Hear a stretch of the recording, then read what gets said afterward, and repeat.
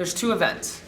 There is the biathlon, which is sometimes called, which is the jerk and the snatch. So it's 2 lifts in one event.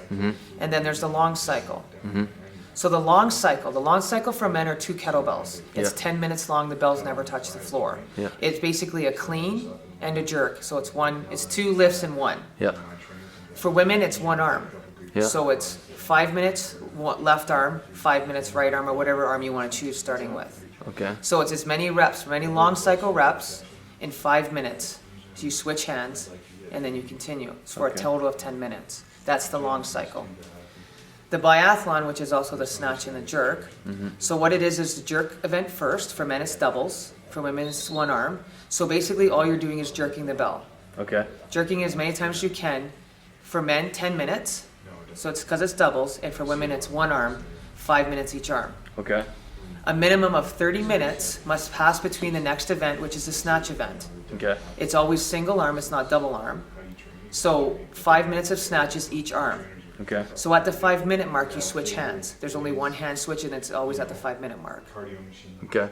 And that's the 2 events in most competitions. WKC, IKTF, IUG. There's 4 big governing bodies in kettlebells, and they're all different. They all have different rules.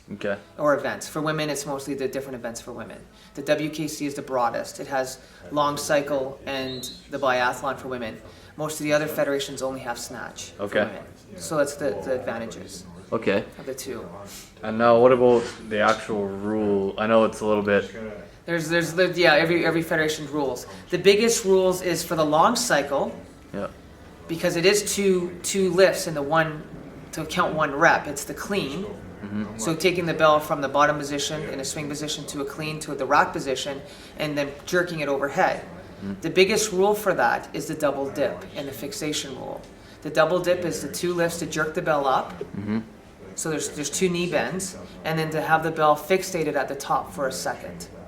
The bell cannot move. It has to be fixated at the top. The fixation is the most important part of the top position of the long cycle and in the snatch. Other rules, there's rules about what can be worn on your wrists, no belts, what clothing is worn. I'm just trying to think of the other rules. What about the snatch? The snatch, the rules are a little bit, the biggest thing with the rules for the snatch is the fixation at the top. So that's the biggest rule for the snatch, is the fixation. And there's nothing for the clean, it's just get it up there however you want. There's just more efficient ways of doing it? There's just efficient ways of bringing the bell. So the bell can't touch the ground though in between reps. It has to be, it's swung in a 1-arm swing or 2, where we have 2 bells. So the bell can never touch the ground. Once it's lifted off, it's never touched the ground again. The biggest thing where people fail on is the double dip. It's the initial jerk and the fixation. That's where most people will fail. Because they push press instead of double jerking it.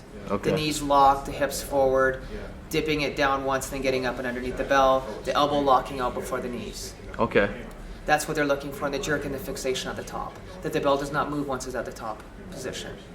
So that's the nitty gritty, but every federation has different rules. Some have belts on, some don't. Some allow wraps on your wrist, some don't. So it's just depending on the federation. Cool. Good stuff.